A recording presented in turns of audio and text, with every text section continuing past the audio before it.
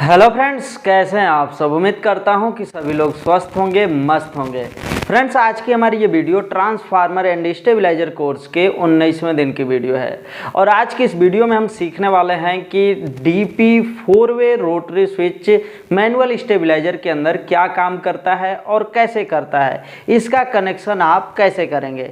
ये सारी चीज़ें हम इस वीडियो में सीखने वाले हैं। वीडियो को शुरू से लेकर के लास्ट तक जरूर देखिएगा। फ्रेंड्स, इससे पहले जो मैंने वीडियो बनाया है डीपी-डीटी स्विच के बारे में, उसमें हमने यह बताया था कि 3 kVA या अधिकतम 5 kVA तक के स्टेबलाइजर में स्टेप अप और स्टेप डाउन कार्य के लिए हम डीपी-डीटी स्विच इस्तेमाल करते हैं और वह आसानी से काम कर जाता है। लेकिन 3 kVA तक वो बेहतर काम करता है, 5 kVA में कभी ख़राब भी हो जाता है और कभी ठीक ठाक चल भी जाता है। तो कहने का अर्थ यह है कि 5 kVA तक तो मान लेते हैं हमारा डीपी-डीटी स्विच काम कर गया। यदि आपको उससे ऊपर का स्टेबलाइजर बनाना है, यानी कि उसमें स्टेप अप और स्टेप डाउन कार्य कराना है, यानी वोल्टेज को घटाना या बढ़ाना है, तो आप उसके लिए कौन सा स्विच इस्तेमाल करेंगे। तो उसके लिए एक बहुत ही बेहतर स्विच आता है डीपी 4-वे रोटरी स्विच। इसके द्वारा आप स्टेप अप और स्टेप डाउन कार्य करते समय आप चाहेंगे तो बाईपास कनेक्शन भी आसानी से कर सकते हैं। तो चलिए फ्रेंड्स, आज की इस वीडियो को स्टार्ट कर लेते हैं। फ्रेंड्स, यहाँ पर हमने लिखा है डीपी 4-वे रोटरी स्विच का विवरण और यहाँ पर हमने चित्र बना दिया है। लेकिन इस चित्र को समझने से पहले इसको यदि आप ओरिजिनल में देख लेंगे तब जा करके और बेहतर जो है कि आपको समझ में आएगा। इस चित्र को ध्यान से देखिए। यह जो है कि चित्र यही है। इसमें क्या है कि आपको सभी टर्मिनल देखने को नहीं मिल रहा होगा, यानी जो ओरिजिनल चित्र है हम उसको किसी भी तरह से आपको कैमरे के सामने रखें तो उसको आप पूरी तरह से सभी टर्मिनलों को एक साथ नहीं देख पाएंगे। उसी को हमने क्या किया, यहाँ पर बना दिया है। अब इसको जो है कि आप आसानी से समझ सकते हैं। इसके लिए आपको एक और चीज़ समझना पड़ेगा। जैसे आप सामने की तरफ, पीछे की तरफ एक बेलनाकार भाग देख रहे हैं, तो वो चीज़ जो है कि हम यहाँ पर तो बना नहीं सकते, या फिर हम उसको उस तरीके से बनाएंगे तो आप उस बात को पूरी तरह से समझ नहीं पाएंगे। तो ये सभी टर्मिनल कैसे होते हैं रोटरी स्विच के अंदर, उसको समझने के लिए हमारे पास ये एक केन है R22 का। तो यहाँ R22 को इग्नोर कीजिएगा। हम सिर्फ और सिर्फ जो है इसके बेलनाकार भाग पर जो रोटरी स्विच का टर्मिनल होता है उसको समझने वाले हैं। यहाँ पर आप देख सकते हैं, थोड़ा सा हम इसको नज़दीक से दिखाएं क्योंकि शायद ये ना समझ में आए आपको। तो यहाँ पर आप देख सकते हैं कि ये 2 लाइन यहाँ पर दिख रहा होगा। एक ये रेड लाइन है और दूसरा जो है कि ऊपर वाला रेड लाइन है। इसमें जो है कि 2 पोल दिखता है और ये दोनों पोल सभी टर्मिनलों से अलग दिखाई देगा। आप कभी भी देखिएगा तो ये दोनों जो है, जो PP हमने लिखा है, यह दोनों अलग ही दिखाई देते हैं। उसके बाद यदि हम इस लाइन पर देखें तो ये 1 2 3 और इधर 4, फिर वापस जो है कि हमारा पोल आ जाएगा। यानी कि टोटल हमारा 4 टर्मिनल जो है कि एक लाइन में दिख रहा है और उसमें एक पोल है। उसके बाद ऊपर वाले में भी ध्यान से देखा जाएगा तो एक लाइन में 4 टर्मिनल होगा। जैसे कि ये 1 है, फिर ये 2 है, फिर ये 3 है और ये 4 है, फिर वापस हमारा पोल आ गया। यानी कि नीचे और ऊपर का ले करके 8 टर्मिनल वे हो जाता है। वे मतलब होता है रास्ता, और बीच में ये जो है कि आप देख सकते हैं पोल। पोल जो है कि इन टर्मिनलों से थोड़ा सा अलग दिखेगा, जिसे आप आसानी से समझ सकते हैं। और इसी का कनेक्शन हमें करना होता है। अब इसको हम इस तरीके से बेलनाकार भाग पर इस चीज़ को समझाएं तो आप जो है कि ये वाले टर्मिनल को याद करेंगे, तब तक हम इधर आएंगे तो भूल जाएंगे कि वो कहाँ गया। तो इसी चीज़ को हमने क्या किया, यहाँ पर बना दिया है। बोर्ड पर आप देख सकते हैं हमने इसको बना दिया है। चलिए हम इस चीज़ को समझ लेते हैं। यहाँ पर आप देख सकते हैं कि एक लाइन जो दिखा रहा था मैं, अब ये जो है कि यहाँ पहली वाली लाइन है और ये दूसरी वाली लाइन है। एक लाइन में आप देखेंगे तो ये A1 A2 A3 A4, ज़रूरी नहीं कि ऐसा ही लिखा गया हो। हम यहाँ पर आपको नाम से इस चीज़ को बता सके, इसलिए हमने अपने से यहाँ पर A1 A2 ऐसा करके नाम लिख दिया है। एक पोल है, A1 A2 A3 A4 ये 4 टर्मिनल है और यहाँ पर एक लाइन के लिए ये पोल है। उसके बाद ये बाहर वाली लाइन पर देखा जाए, ऐसा नहीं कि ये बड़ा रहता है, सेम दोनों सेम साइज के रहेंगे, जैसा कि अभी हमने केन पर आप लोगों को समझाया। उसी तरीके से यहाँ पर पोल के बाद यहाँ पर आप देखेंगे B1 B2 B3 B4, यानी कि ये चारों जो है कि बाहर वाले और चारों अंदर वाले। इस चीज़ को आप यहाँ चित्र पर समझ सकते हैं। अब ये काम कैसे करता है, यानी कि इसका कनेक्शन करने से पहले हमें इसके काम को समझना होगा। काम कैसे करता है, जब आप इस रोटरी स्विच के नॉब को यानी घुमा करके एक नंबर पर रखते हैं, यानी इधर A1 के तरफ रखेंगे, तो ये पोल जो है कि A1 पर सटेगा और उसी टाइम ये वाला जो पोल है यानी P2 पोल जो है B1 के तरफ सटेगा, यानी कि ये दोनों जो है ऐसे सट जाएंगे। ये इससे सटा रहेगा, ये इससे सटा रहेगा, बाकी सभी जो है एक दूसरे से अलग रहते हैं।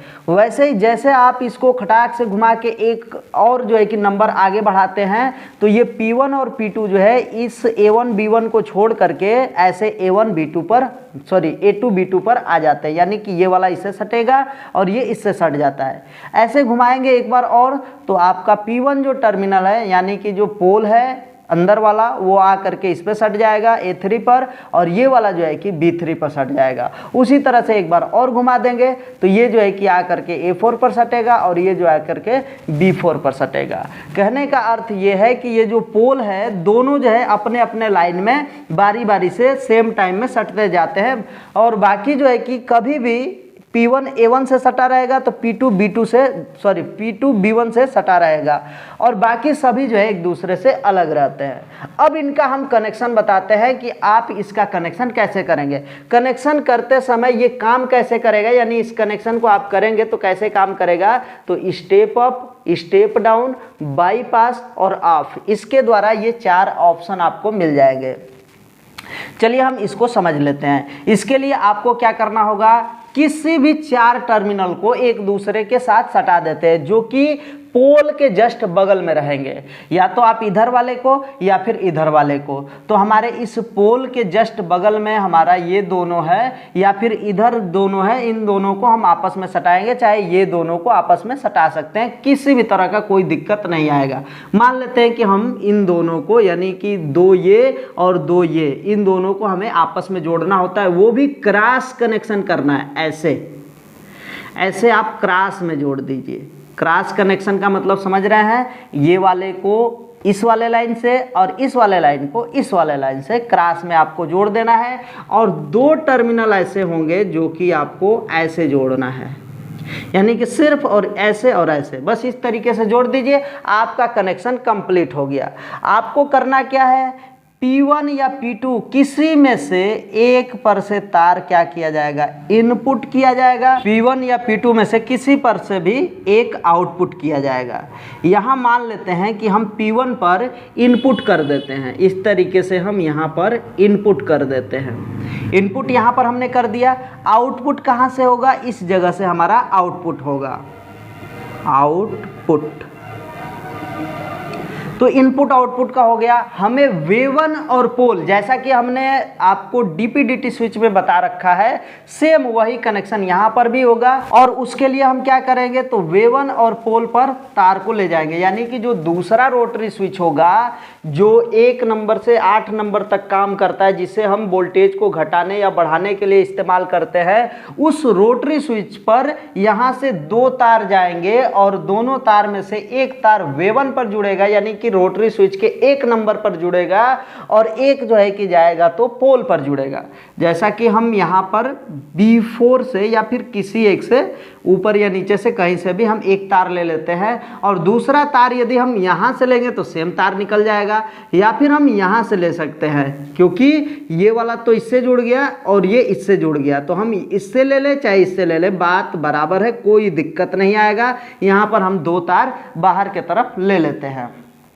अब यहाँ पर ध्यान से समझिएगा कहाँ कहाँ ये तार जाएगा। इन दोनों में से किसी भी एक को वेवन पर जोड़ा जा सकता है और किसी भी एक को पोल पर आसानी से जोड़ा जा सकता है, कोई दिक्कत नहीं है। और इसी तरीके से आप कनेक्शन कर देंगे तो आपका ये जो रोटरी स्विच है, यानी कि ये जो रोटरी स्विच जिस भी स्टेबलाइजर में लगा होगा आपको ऐसा दिखेगा कि उस स्टेबलाइजर में दो दो रोटरी स्विच लगे हुए हैं, और उस स्टेबलाइजर में ये वाला रोटरी स्विच 4 बार जो है कि घूमेगा और जो दूसरा वाला रहेगा वो 8 बार घूमेगा। तो 8 बार वाला तो मेन है, एकदम हमेशा लगना चाहिए। और ये जो है कि किसी में आप देख भी सकते हैं, किसी में नहीं भी देख सकते हैं। तो यानी 8 से 10 kVA तक के स्टेबलाइजर में इसको आसानी से लगाया जा सकता है, आराम से ये लग भी जाता है। लेकिन इसके अलावा भी बहुत सारे ऐसे स्विच हैं जिनका उपयोग जो है कि हम स्टेप अप स्टेप डाउन के लिए करते हैं। फ्रेंड्स, इसको थोड़ा सा एक बार समझ लेते हैं कि कैसे यहाँ पर ये सप्लाई पहुँच रहा है। देखिए, यहाँ पर हमने इनपुट कर दिया, यहाँ पर इनपुट कर दिया। यदि हम इसको घुमा करके 1 नंबर पर करते हैं, यानी कि इसको ऐसे आप समझ सकते हैं, इसको अभी हमने बताया कि 1 नंबर पर करेंगे, ऐसे घुमाएंगे तो ये पॉइंट दोनों जो है A1 और B1 पर सटेगा। जब तक हमारी सप्लाई V1 या पोल पर नहीं जाएगी तब तक वो आउटपुट नहीं मिल पाएगा। तो आप यहाँ पर देख सकते हैं कि हमारा इनपुट कहाँ गया, 1 पर गया और आउटपुट हमारा B1 पर है। लेकिन हमारा इस A1 या B1 का हमारे इधर के तरफ यानी स्टेबलाइजर में जो और कनेक्शन होते हैं उनके साथ इधर से कोई तार नहीं निकला हुआ है, तो यह पोजीशन हमारा क्या कहलाएगा, ऑफ कहलाएगा। तो इस तरीके से हमारा जो स्टेबलाइजर है यहाँ पर करेंगे तो ऑफ रहेगा। उसके बाद थोड़ा सा और हम इसको आगे बढ़ाते हैं, यानी कि एक बार और इस स्विच को घुमाएंगे, यानी नॉब को घुमाएंगे तो ये जो है ये वाला पोल यहाँ पर आ जाएगा और ये वाला जो पोल है इस जगह पर आएगा। अब यहाँ पर देखिए, इसको हम कहते हैं बाईपास। बाईपास कैसे हो गया, देखिए इनपुट हमारा गया इधर और यहाँ से A2 के माध्यम से B2 पर आया और यही इनपुट जो है कि यहाँ से होते हुए ऐसे आउटपुट हो गया, यानी जो सप्लाई गया वही सप्लाई यहाँ से घूम के चला आया। इसी को हम क्या कहेंगे, बाईपास कहेंगे। इस तरीके से ये बाईपास कनेक्शन हो गया। उसके बाद थोड़ा सा और हम इसको आगे लेकर के जाते हैं, यानी कि एक बार और इसको घुमाएंगे तो ये जो है कि यहाँ पर सट जाएगा और ये थोड़ा सा और आगे चलेगा तो यहाँ पर सट जाएगा। अब इस चीज़ को समझिएगा, यहाँ से इनपुट जो है हमारा P1 से होते हुए A3 पर पहुंचेगा और यहाँ से B4 से होते हुए हमारे V1 पर पहुंच गया।